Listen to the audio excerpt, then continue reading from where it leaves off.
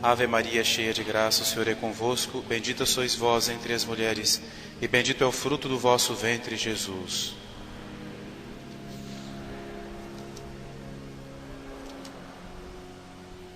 Ó Maria concebida sem pecado, Santo Inácio de Loyola, Santa Teresinha do Menino Jesus, em nome do Pai, do Filho e do Espírito Santo. Amém.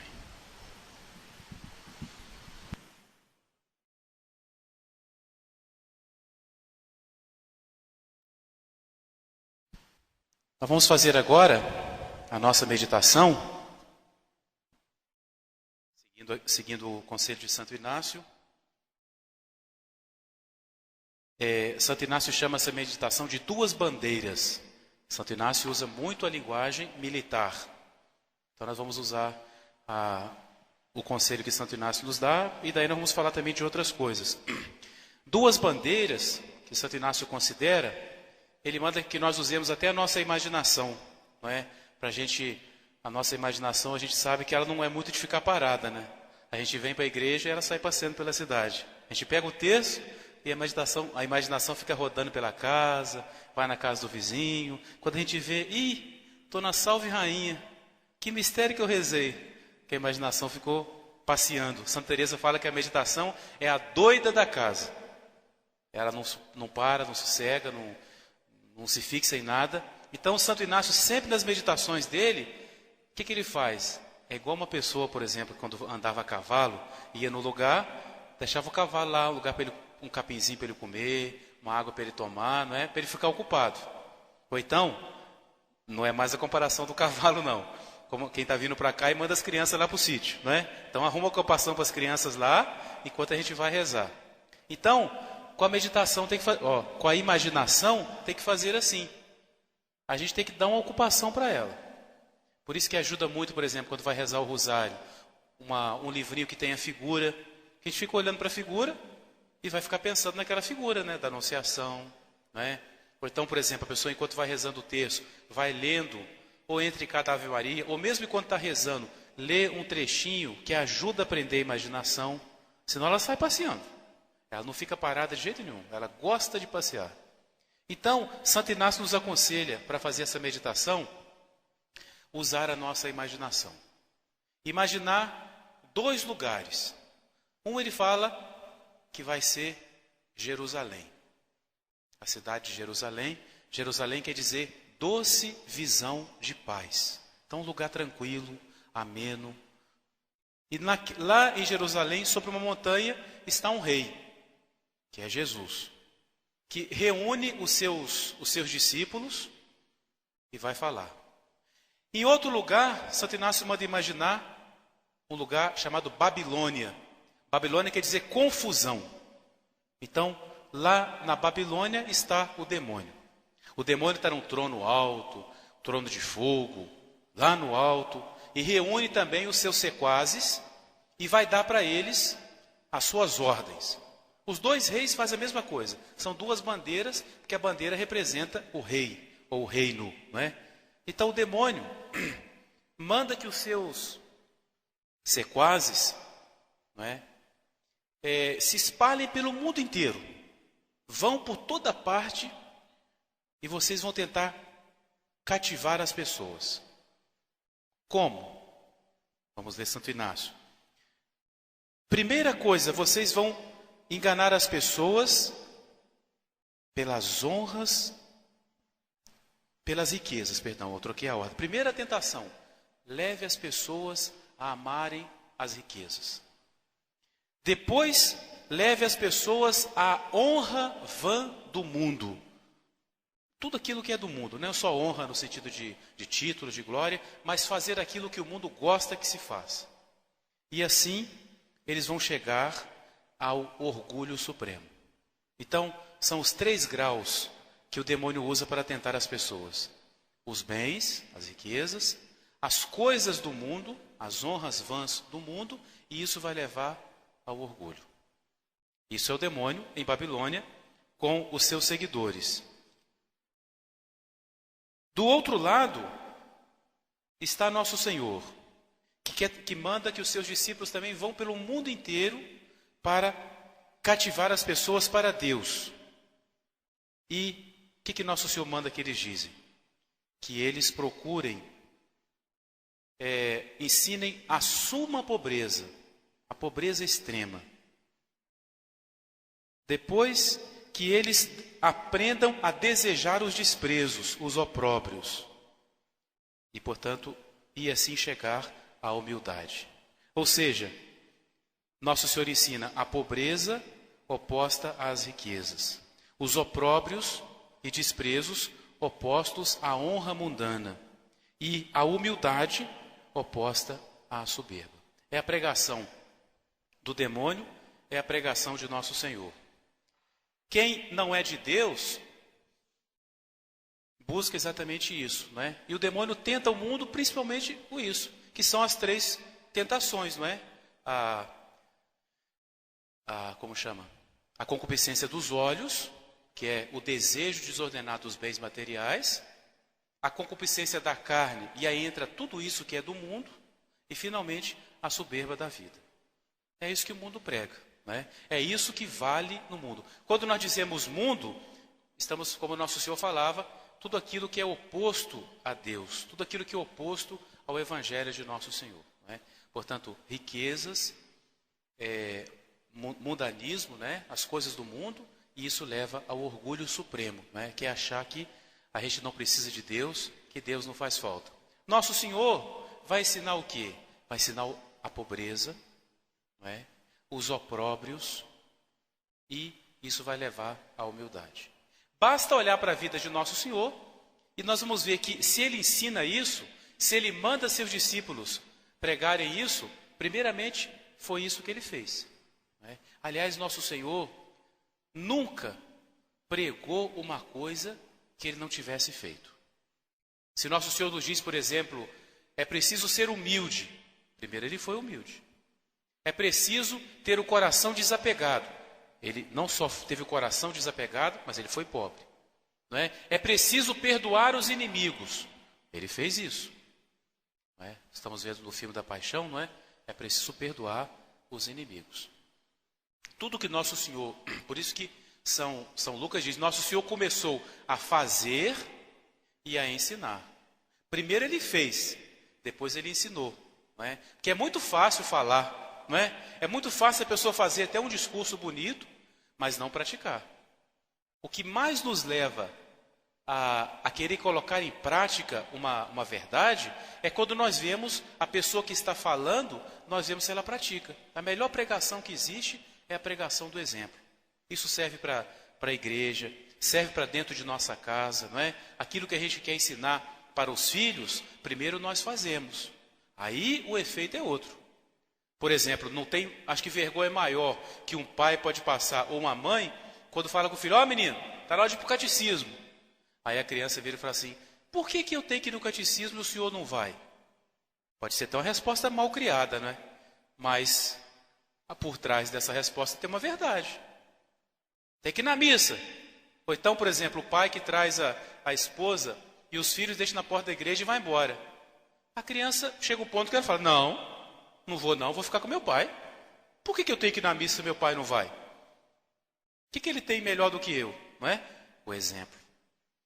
Não tem nada que conte mais do que o exemplo. Né?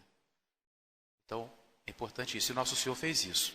Então, seguindo um pouquinho a pregação de nosso Senhor e o discurso do demônio, vamos falar agora nessa prática sobre alguns vícios e as virtudes opostas. Não é? Vamos falar sobre os 7 vícios capitais, porque exatamente são os mais importantes. Não é? Nós chamamos de vícios capitais, porque capital quer dizer aquele que é o chefe. Porque esses vícios, eles são responsáveis por muitos outros. É claro que não existe só 7 pecados, não é? 7 vícios, são muitos. É difícil até de fazer a conta. E é melhor nem fazer a conta não é? Melhor nem praticar, nem fazer a conta. Mas esses 7, eles são muito fortes e eles são comandantes de um batalhão de outros vícios. Então, se nós os conhecermos e combatermos a eles, vai ser mais fácil de combater os outros. Né? Mas cada vício desse, nós vamos ver isso, tem uma virtude oposta. E Santo Inácio ensina muito que a melhor maneira de nós nos corrigirmos, ele chama de agir contra. O que é agir contra? É você fazer o contrário daquilo que você está sendo convidado para fazer, para o mal. Por exemplo, a pessoa está com muita raiva. Agir contra é o quê? Mansidão. Está com muita preguiça. Agir contra é o quê? Arrumar uma trouxa de roupa para lavar, por exemplo. Não é? Agir contra. Levantar mais cedo. Não é? Está com muito orgulho. Fazer alguma coisa que vai suscitar mais a humildade. E assim por diante. Agir contra. Não deixar que o sentimento ruim tome conta de nós. Combatê-lo com o inimigo dele, que é a virtude contrária. Então nós vamos falar dos vícios capitais e das virtudes opostas. Quais são esses vícios capitais? É a soberba, não é? A avareza, a luxúria, a ira, a gula, a inveja e a preguiça. Lembra que o irmão São José ensinava a gente a decorar assim, Saligipe. A primeira letra de cada um, a gente não esquece mais. Saligipe. S de soberba, A, avareza, L, luxúria, I, ira, G, gula, I, inveja, P, preguiça. Saligipe. Pronto, ninguém esquece mais os vícios capitais, não é? A soberba, nós vimos que o pecado do demônio foi um pecado de soberba, né? A soberba consiste em quê? Do amor desordenado de si mesmo. Isso que é soberba, né? Quando a pessoa tem por si mesma um amor desordenado. Nós podemos nos amar? Podemos. É claro que nós nos amamos, não é? Mas esse amor não pode ser um amor desordenado. Amar-nos mais do que nós merecemos, não é? Ou querer dar a nós aquilo que não nos é devido. Aí nesse sentido que nós falamos de amor próprio, que é esse amor desordenado de si mesmo. É claro que nós nos amamos. Nós cuidamos da nossa saúde por quê? Porque nós gostamos de nós. Isso é certo, não é? Mas não podemos gostar demais, não. Senão vira um amor desordenado. Então a soberba, ela é exatamente o amor desordenado de si mesmo. O modelo, não é, para a gente não imitar, é o demônio, que é o exemplo de um ser orgulhoso, né? O amor dele, desordenado dele por si mesmo, foi tão grande que ele chegou ao ponto de querer se comparar e querer tomar o lugar do próprio Deus, como nós vimos, né? Não servirei. Jesus não é menor do que eu, né? Eu sou mais do que Jesus. Era isso que o demônio, na prática, dizia. Então, o amor desordenado de si mesmo. E na nossa vida pode acontecer isso. Às vezes, a gente pode não falar assim, não quero tomar o lugar de Deus, não. Também pudera, né? Mas na prática da nossa vida, nós nos tornamos o centro. Vamos ver então como é que é uma pessoa orgulhosa. As características de uma pessoa orgulhosa. Vamos falar, é claro, para a gente evitar ser isso, não é?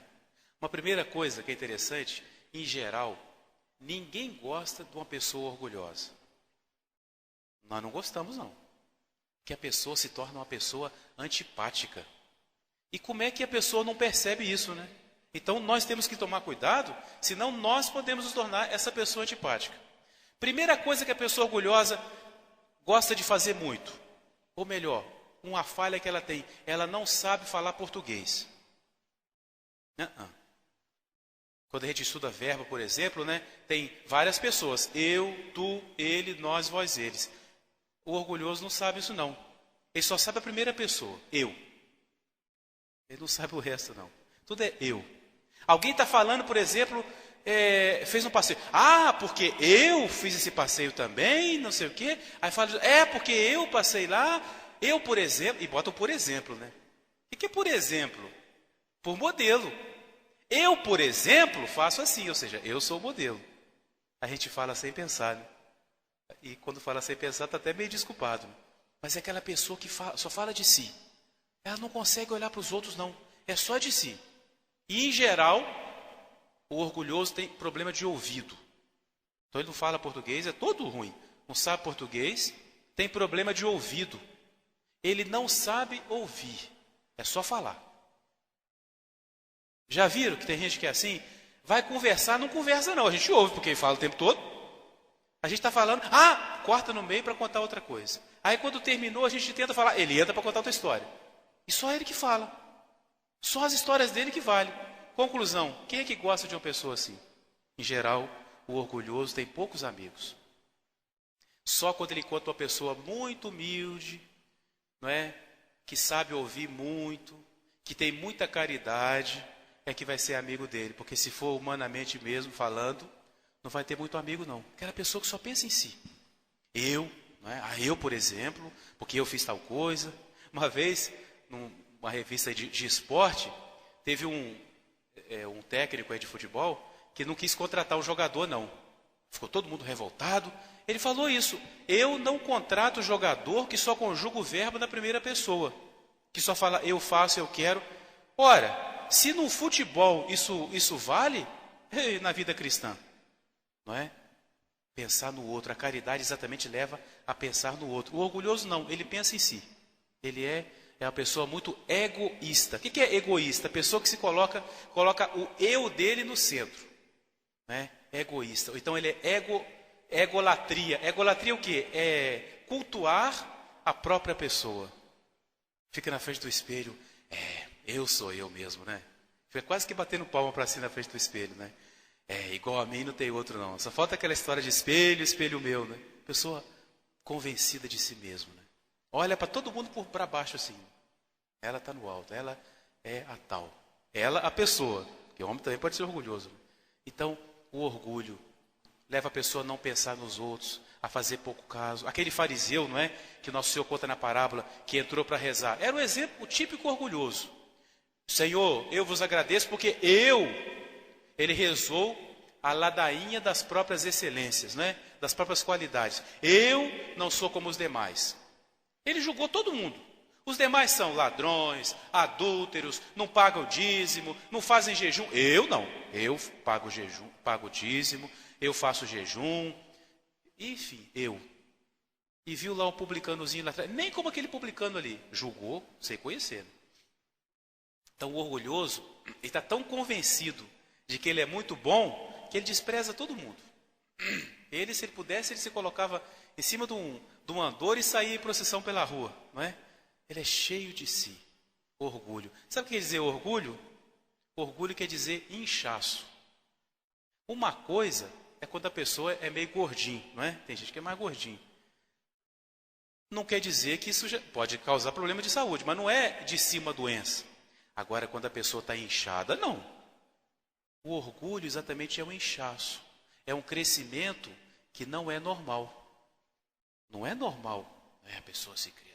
E às vezes até o modo de andar da pessoa é toda estufada, não é? Chegou, tem que abrir espaço para ela. Como dizia uma pessoa, ela pensa que ela é a última Coca-Cola que existe no deserto. Não é? Aquela sede, a última Coca-Cola que tem. Eu sou a salvação da pátria. Depois de mim, vai vir o dilúvio. Tem gente que pensa que é assim. Orgulho. O amor desordenado de si mesmo. E você quer deixar um orgulhoso bravo? É fazer pouco caso dele e mais ainda, corrigir. Corrigir um orgulhoso é a pior coisa que existe. Por quê? Porque ele nunca errou.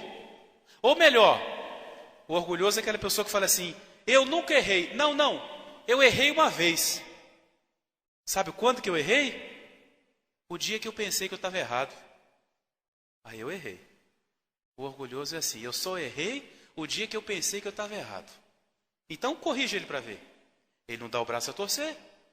Ele vai brigar, vai falar mal de quem corrigiu ele, vai falar que ele foi humilhado, que ele foi desprezado, que não reconheceram o trabalho dele. Puro orgulho. Não é? Às vezes a pessoa fala assim, eu fui humilhado. Por quê? Porque ninguém me elogiou. Mas calma lá. Ser humilhado é uma coisa. Não ser elogiado é muito diferente. A pessoa gosta tanto de elogio que já o fato de não ser elogiado já considera que é humilhação. Você tem que saber o que é humilhação. Abre a vida dos santos para ver o que é humilhação. O que é ser humilhado, desprezado. É perguntar para o Padre Pio ser proibido pelo próprio Papa de celebrar a missa, porque o Papa, as pessoas que informaram o Papa estavam mal informadas. Não é? E ele obedeceu. Nem confissão não pode nada. Nem com o diretor espiritual dele ele podia falar. Podia falar, eu fui humilhado, fui perseguido, ninguém me entende, não vou obedecer. Cabeça baixa. Fosse um orgulhoso, né? Como Martinho Lutero, né? O Papa mandou ele se corrigir, o que ele fez? Pegou a carta do Papa e rasgou na frente da igreja para todo mundo ver na praça. É o orgulhoso, que nunca errou. Só errou o dia que pensou que estava errado, não é? Então, é muito difícil quando alguém precisa corrigir uma pessoa orgulhosa. E quando um orgulhoso, então, tem que corrigir o outro, coitado do outro. Porque ele pisa em cima mesmo, né? Então, é o orgulho. O contrário do orgulho é exatamente a virtude da humildade. A humildade, se o orgulho é o amor desordenado de si mesmo, a humildade é o quê? Ela é o conhecimento exato do que nós somos. Isso que é a humildade. Santa Teresa de Jesus dizia, a humildade é a verdade. A humildade é aquilo que nós somos, não é? Então, não precisa fazer mais do que aquilo que nós somos. Isso que é a humildade. É a pessoa que tem o verdadeiro conhecimento de si mesmo.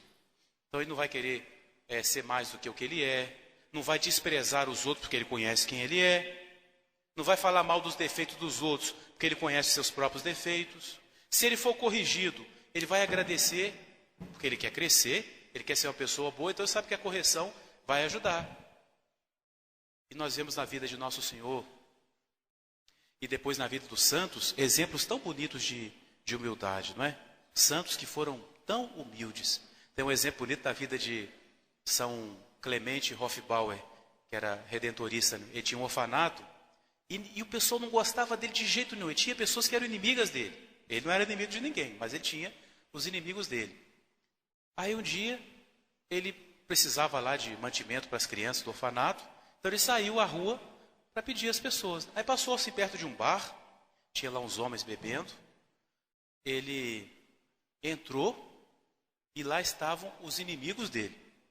Ele entrou e falou assim, olha, eu vim aqui pedir uma esmola lá para as minhas crianças, lá para o meu orfanato. Aí uma pessoa encheu a boca de bebida, cuspiu na cara dele e falou assim, isso aqui é o que você merece. E jogou nele. Aí ele limpou o rosto e falou, bem, isso é o que você tem para mim. E para minhas crianças, você tem o quê? Não se alterou. E ele falou com sinceridade, eu mereço isso. Você me deu o que eu mereço. Agora, o que você tem para as minhas crianças? Ah, se fosse um de nós, né? O que a gente não faria, né? Então, os santos pensavam assim. São Domingo de Gusmão, quando ele entrava numa cidade, ele ajoelhava e falava assim, meu Deus, não castigue essa cidade não, que vai entrar nela o maior pecador que existe. Ele era um santo, mas ele se considerava o maior pecador. Quando ele via tudo que Deus tinha feito nele e tudo que ele já tinha feito antes, ele achava que ele era a pessoa mais indigna, ao menos de ter aqueles benefícios de Deus, né? Portanto, a humildade é uma virtude importantíssima na nossa vida. Se nós dissemos que o orgulhoso é uma pessoa que não é simpática, que ninguém gosta dele ou dela, o humilde é o contrário. Nós gostamos da pessoa humilde. Gostamos de conversar, porque a pessoa nos ouve, não é? Pessoa simples, não fica falando de si, sabe falar, não dos outros no mau sentido, né? Mas sabe falar de outros assuntos, sabe falar de outras coisas, sabe perguntar para a gente como é que a gente vai. Orgulhoso não, ele fala de si. Não é capaz de perguntar, e você está bem? Ah, sei. Ah, porque eu... Né? Só pensa em si, anda com o espelho na frente assim. Então, a humildade é o contrário do orgulho. Existe, não sei se alguém conhece, ou todo mundo conhece, a ladainha da humildade, não é? Eu já vi uma pessoa que falou assim, padre, eu não rezo essa ladainha não. Não rezo... No breviário está lá. Eu não rezo não. Eu tenho medo de pedir o que está aí. De fato, a pessoa não é obrigada a rezar. E o que a gente pede ali, realmente, é muito. Mas se a gente pede exatamente para pedir a Deus, para dar força para a gente querer aquilo ali. Né? Não é que naturalmente a pessoa queira. A ladainha da humildade ela tem três graus. Primeira parte da ladainha, a gente pede assim, do desejo de ser conhecido, livrai-me, ó Jesus. Do desejo de ser consultado, livrai-me, ó Jesus. Do desejo de ser aprovado, livrai, meu Jesus.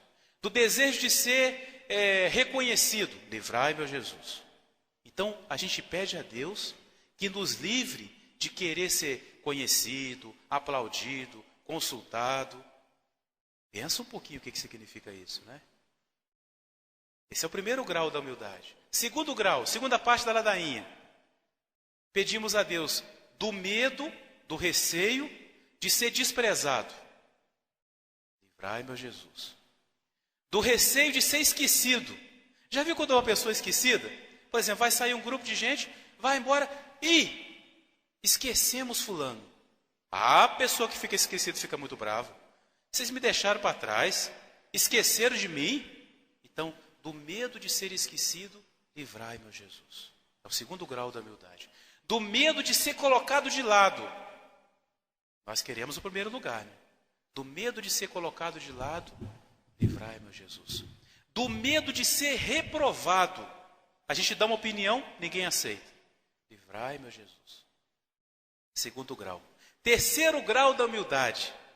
Aí já é mais ainda, né? É pedir a Deus que a gente não deseje as honras, que nós não tenhamos medo da humilhação. Terceiro grau, que outros sejam preferidos e eu colocado de lado. Jesus, dai-me a graça de desejá-lo.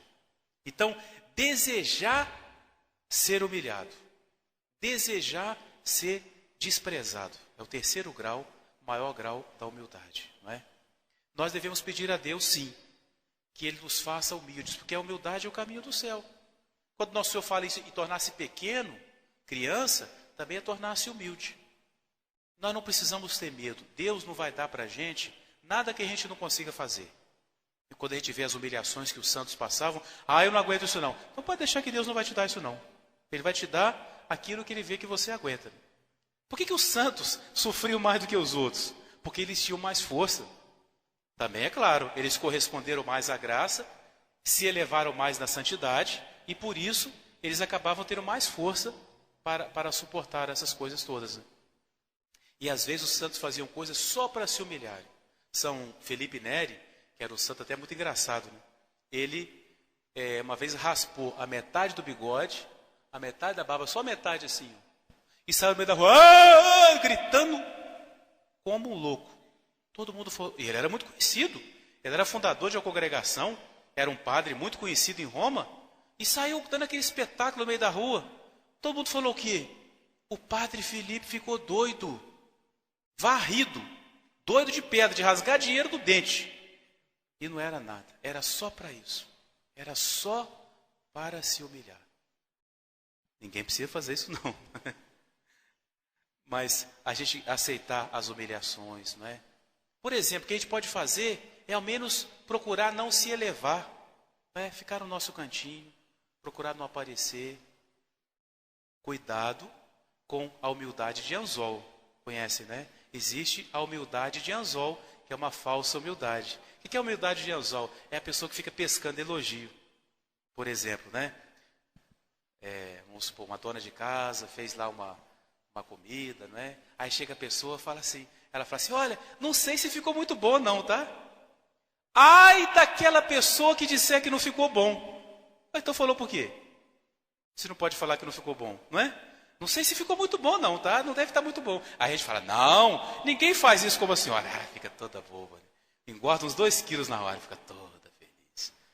Agora vocês falam assim, realmente não está grande coisa não. Que falta de educação, falta de etiqueta, vai na casa da gente e fala mal. Aí você não perguntou? É claro que a gente, até por humildade, não deve falar assim, né? Mas a pessoa fica puxando elogio, fica. Olha, não sei se está direitinho isso aí, não é? Eu não, procurei fazer, mas não sei se está muito bem feito, não. Eu fiz meio correndo. Não, fulano, está muito bom. Ninguém faz essa obra como você. A pessoa fica toda feliz. Humildade de anzol. Portanto, é uma falsa humildade. Não é? Humildade não quer dizer só andar de cabeça baixa, não. O importante é o coração. Né?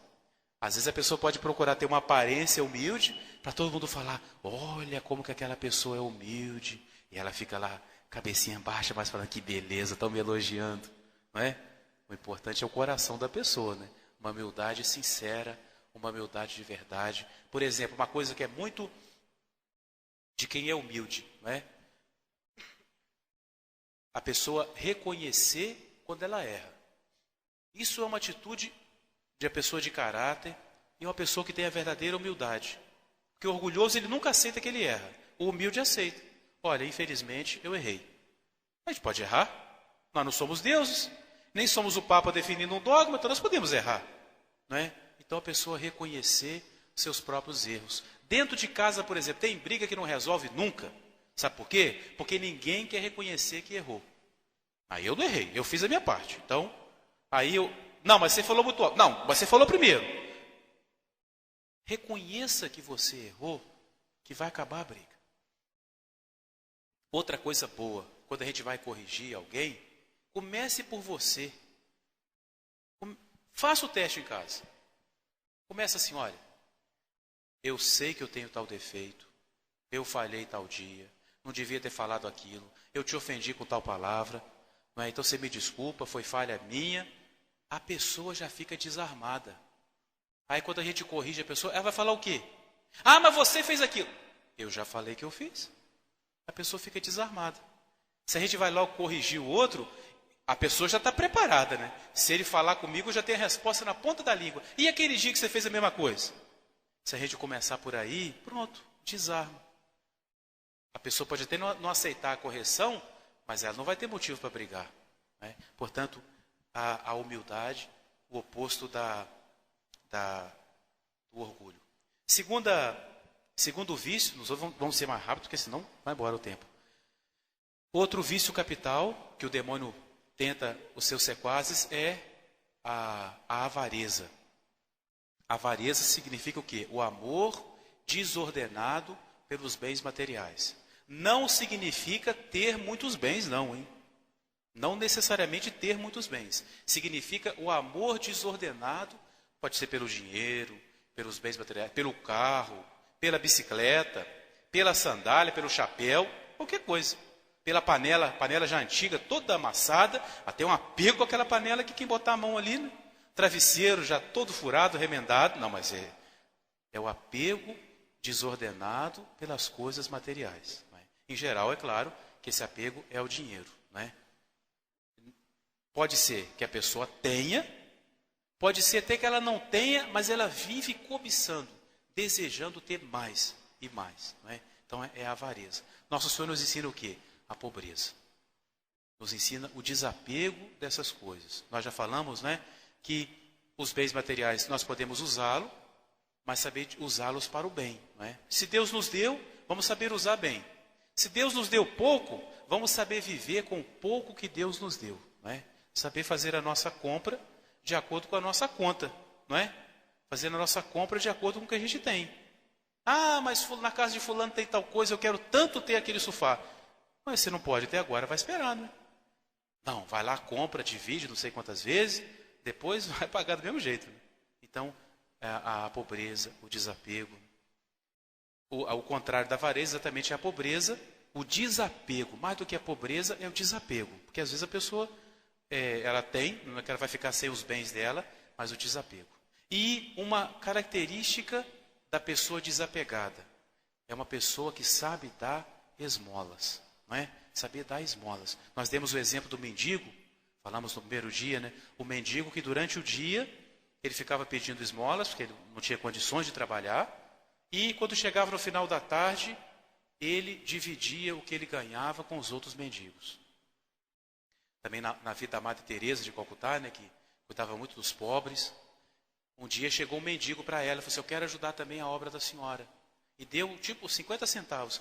Ela no começo não quis aceitar de jeito nenhum, né? Ficou com pena, pegar o pouquinho que aquele homem tinha, mas depois ela aceitou, porque ela viu que ele também queria dar esmolas. Qualquer pessoa pode dar esmola. Não é? E querem ter uma garantia de que não vai faltar o necessário em casa? Vou ensinar uma receita. Dê esmola. Quem dá esmola não fica sem o necessário dentro de casa. Com prudência, hein? Opa, vou chegar em casa agora, vou dar tudo que eu tenho para os outros. Não, aí já é imprudência. Mas nunca deixe de ajudar uma pessoa que pede coisas normais só porque vai ficar com medo de faltar em casa. Não vai faltar. Pode ter certeza. Claro, fazendo com prudência, né? Mas a esmola é emprestar para Deus, né? Porque quando nós damos a esmola, nós damos por amor a Deus.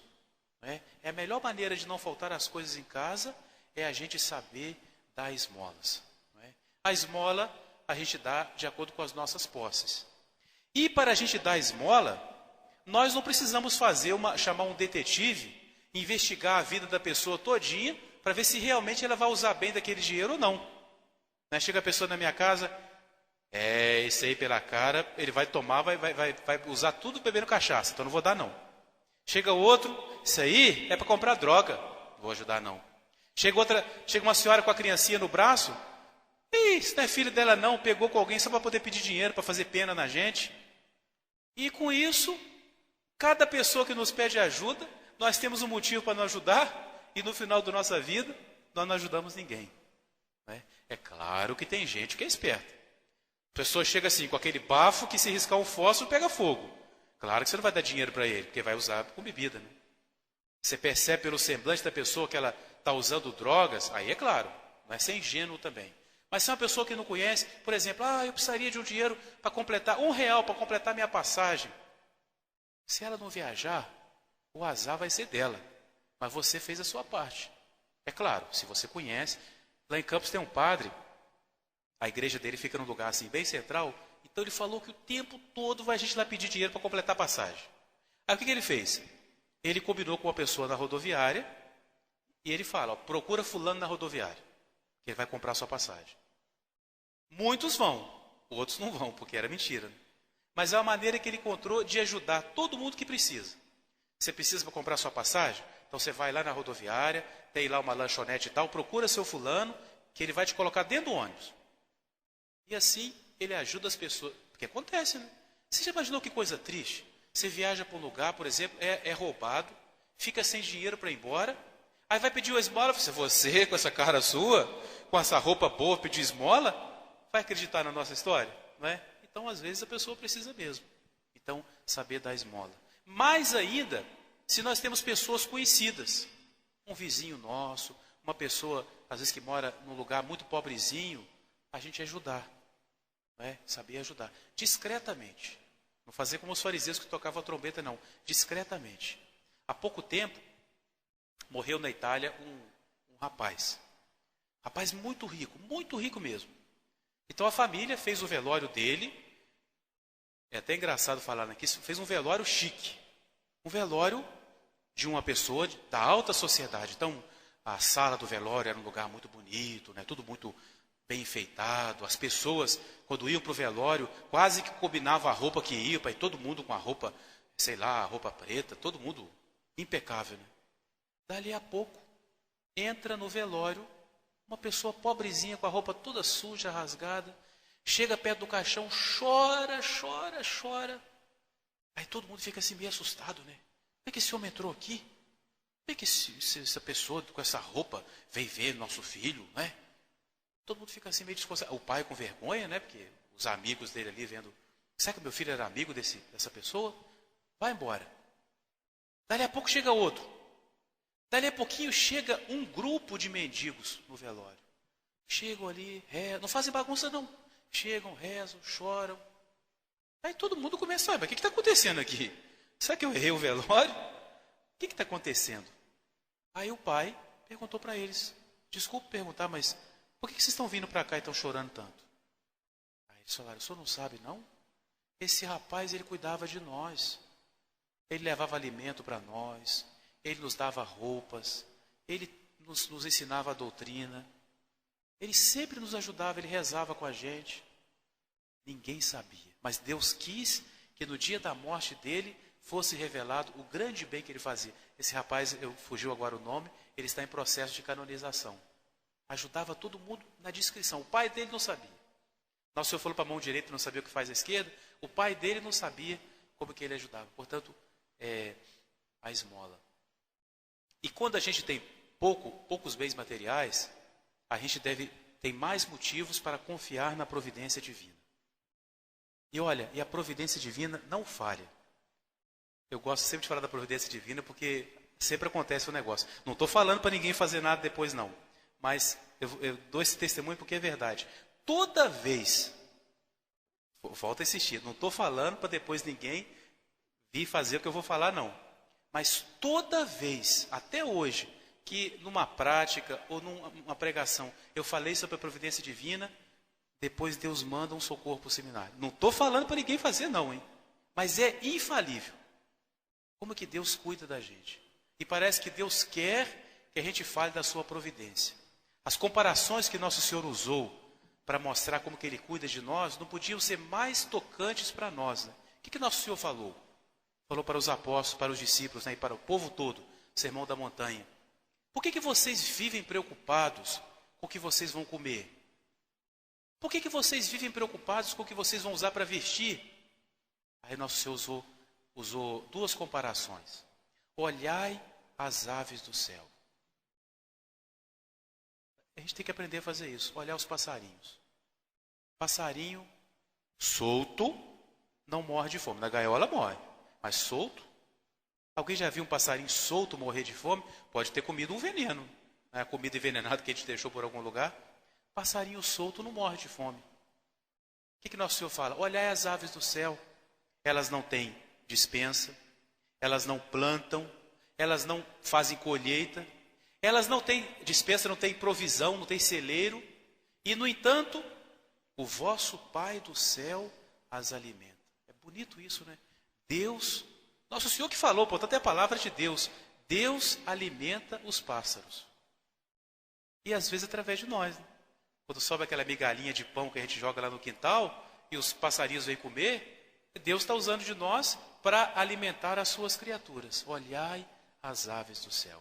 O dia que você estiver muito preocupado em casa, está vendo que o arroz não vai dar, que está faltando, pensa nisso. Olhai as aves do céu.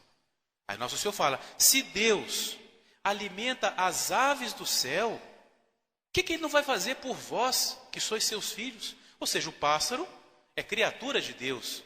Nós somos filhos de Deus. Se Deus cuida das puras criaturas, o que Ele não vai fazer por nós, que somos os seus filhos? Portanto, olhai as aves do céu. Um dia, eu fui com seminaristas a Congonhas, aquelas cidades lá. Aí no caminho, nós começamos a ver mas muito passarinho mesmo. Uma quantidade imensa de passarinho voando pelo asfalto. O que tinha acontecido? Passou um caminhão levando milho. E o caminhão estava lá com uma greta, um furo na carroceria, e foi caindo o milho. Aí nós começamos a observar, foram quilômetros e quilômetros de aquela linha de milho na beira do asfalto assim, e os passarinhos fazendo festa, né? Hoje é dia de banquete, milho à vontade para todo mundo. O que era isso? Era Deus cuidando dos pássaros, né? Porque são criaturas de Deus, e Deus cuida deles. Mas Nosso Senhor falou isso, não é para a gente ficar só encantado com os pássaros, não. A lição é o que vem depois, né? Se Deus cuida assim dos pássaros, que não tem alma, o que Ele não vai fazer por nós? O passarinho é tão pouca coisa. O passarinho não foi feito à imagem e semelhança de Deus, é criatura de Deus. Mas feito à imagem e semelhança, esse é título nosso. Se Deus cuida assim então do pássaro, como que Ele não vai cuidar de quem é a sua imagem e semelhança?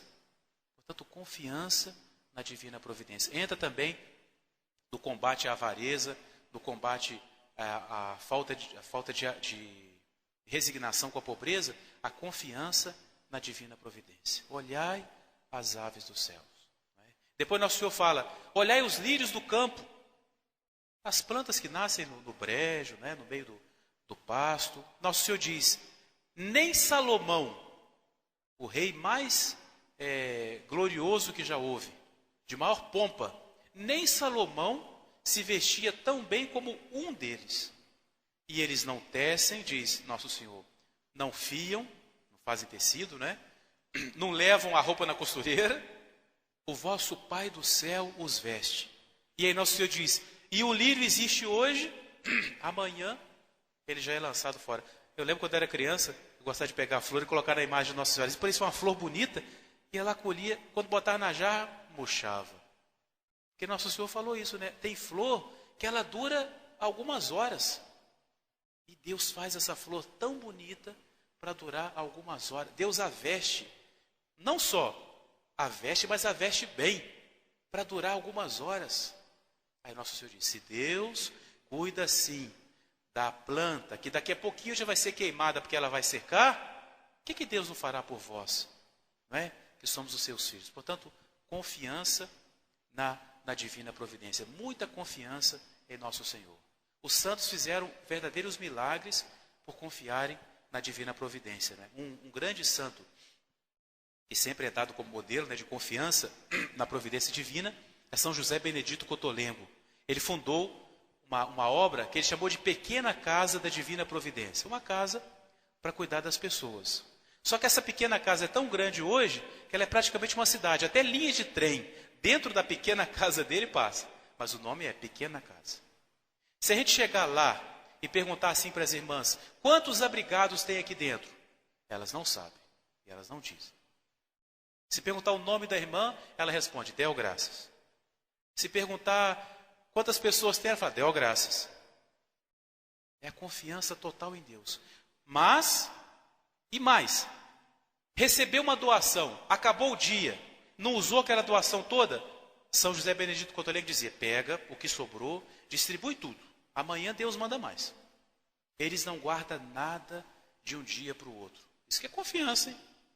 Sobrou arroz de hoje, sobrou macarrão, dá para os pobres. Amanhã Deus manda mais. Mas tem um segredo. O segredo é que pode ir lá, até hoje, a qualquer hora do dia ou da noite, na Capela do Santíssimo, que tem uma irmã ou um grupo de irmãs rezando, mostrando que confia na divina providência. Tem que fazer por onde também, né? É mostrar que confia.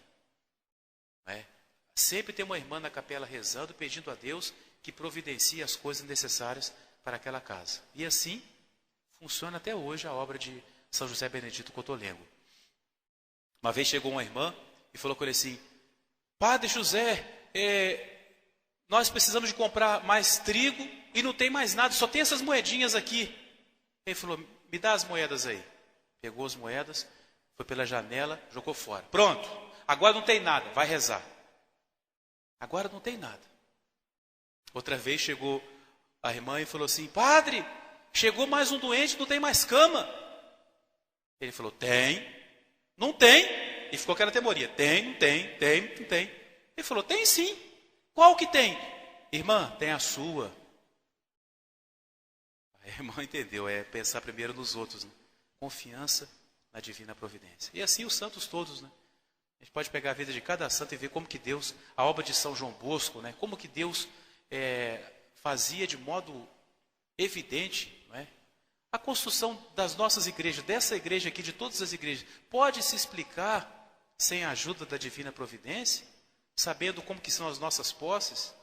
O nosso seminário lá é um milagre da divina providência. As paróquias todas construindo, não é? Todo mundo separando um pouquinho para ajudar o seminário, e graças a Deus nós já conseguimos mudar lá para esse seminário novo. O que é isso?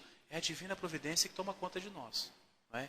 Nós temos que meditar muito nessa página do Evangelho. Olhai as aves do céu. Não é? Deus cuida dos pássaros, muito mais Ele vai cuidar de nós. Vamos falar só de mais um, e o resto nós vamos fazer na prática de amanhã, para não prolongar muito. Vamos falar agora, eu vou mudar um pouquinho a ordem aqui, sobre a inveja, que é um pouquinho seguido as mesmas, né? Falamos da soberba, a avareza, agora a inveja. O que é a inveja? A inveja consiste na tristeza pelo bem do outro. Invejoso é esse, é aquele que fica triste pelo que o outro tem. E claro que ele não tem. Não é? O invejoso, ele é muito parecido com o orgulhoso. Ele não quer que ninguém seja igual a ele. Então ele fica triste quando uma pessoa tem o que ele tem, ou então quando a pessoa tem uma coisa que ele não tem. São os dois casos de inveja. A inveja pode ser, a pessoa, por exemplo, pintou a casa. Ficou muito feia aquela casa, olha que mau gosto, aquela cor muito forte. Não precisa nem de acender a luz, que a casa está brilhando sozinha. No fundo, o que é? Inveja. Porque, coitado, não pôde pintar a casa dele. Né? Então, a inveja está corroendo a ele. Né? Coisa feia, que porta horrível, que mau gosto. Né? A pessoa fez uma roupa nova. Olha que roupa ridícula, que não sei o quê. Inveja. Inveja porque a pessoa tem e ele não tem. E inveja também acontece quando, por exemplo, a pessoa tem uma coisa, aí fica toda feliz. Né? Eu tenho tal coisa. Aí outra pessoa viu, gostou, achou bonito. Falou, eu vou fazer para mim igual. Não fez com mau espírito, não. Aí fez, por exemplo, uma roupa, ou pintou a casa da mesma cor. Aí, o que pintou primeiro fica triste, porque o outro fez igual, fala com ele, você é um invejoso, só porque eu fiz. Quem que é o invejoso? É ele, porque ele não quer que o outro tenha o que ele tem. Então são as duas coisas da inveja. A pessoa ficar triste porque vê o bem do outro e ele não tem, e a pessoa ficar triste quando o outro faz igual ele. Se a pessoa cresceu, vamos ficar felizes. Por isso que o modelo para a gente combater a inveja é São João Batista. São João Batista é o exemplo da pessoa que fica alegre com o bem do outro. São João Batista tinha os discípulos dele, os seguidores dele, aí chega Nosso Senhor. E claro, a função de São João Batista era preparar as pessoas para Nosso Senhor. Então, o que São João Batista pregava quando Nosso Senhor chegou? É preciso que Jesus cresça e que eu diminua. Contrário do invejoso. É preciso seguir a ele. Os discípulos começaram a teimar muito de seguir a ele. Ele mandou que os discípulos perguntassem a Nosso Senhor para que ele se convencesse de que eles tinham que seguir era a Nosso Senhor. Então, o contrário da inveja vai ser a virtude da benevolência. O que é benevolência? É querer o bem para os outros. É uma coisa que naturalmente a gente quer. Nem sempre a gente quer isso, né? Querer o bem para os outros assim de graça, não é? Mas a virtude da benevolência nos ensina isso, a querer o bem para os outros. Aí entra o que Santo Inácio falou, nós temos que agir contra. Se naturalmente eu não quero isso, eu tenho que me esforçar. Vamos supor, a pessoa tem um trabalho, faz aquele trabalho durante muitos anos. Dali a pouco aparece outra pessoa que faz o mesmo trabalho e faz bem feito. Aí a pessoa fica toda ressentida. Agora vou me desprezar, vou me colocar de lado. Agora só falo em fulano. Olha a inveja. Isso é inveja, não é? Ficar feliz. Que bom que agora tem duas pessoas que fazem esse trabalho, não é? Não deixa levar pela inveja, não. Cuidado que dentro da igreja pode ter inveja também, não é? A pessoa está ali naquele cargo, naquela associação, aí chega outra pessoa, destaca um pouquinho, lá, está querendo aparecer, querendo tomar o lugar dos outros. Será que a pessoa que está querendo tomar o lugar dos outros, ou você que não quer ninguém no seu lugar? Não é? Cuidado com a inveja. Aí na inveja pode entrar também o ciúme. Não é? A pessoa fica com ciúme, fica com tristeza pelo bem do outro, fica com tristeza, parece que alguém quer pegar o lugar dele. Não é? Isso tudo é vício. Isso tudo não agrada a Deus. Nosso Senhor nos ensina o contrário. Nosso Senhor fala, fazei o bem sem esperar retorno. É o contrário da inveja. Né? Fazer o bem para os outros, sem esperar o retorno. Fazei o bem até para aqueles que vos fazem o mal. Rezai por aqueles que vos perseguem. Abençoai aqueles que vos maldizem. Então, nosso Senhor nos ensina o contrário. Né? Vamos pedir, então, a nosso Senhor a graça da gente praticar essas virtudes que nós vimos hoje. Né? A humildade, o desprendimento e a benevolência. Pode ser a benevolência, a benignidade, a bondade, tudo isso é oposto ao vício da inveja. Vamos pedir ao nosso Senhor a graça de nós praticarmos essas virtudes. Amanhã, então, a gente continua a falar dos outros, senão vai ficar muito